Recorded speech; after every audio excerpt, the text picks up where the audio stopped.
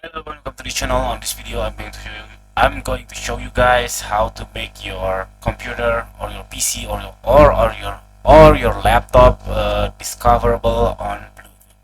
So, what you have to do on this Bluetooth icon, you just right click on it and then click this open setting, and then you click this more Bluetooth options.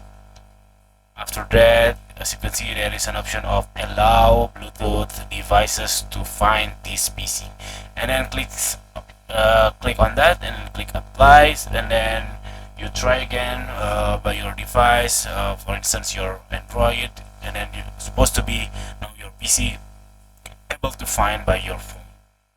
Okay guys, it's supposed to be similar method if you are using Windows 10, I mean Windows 11.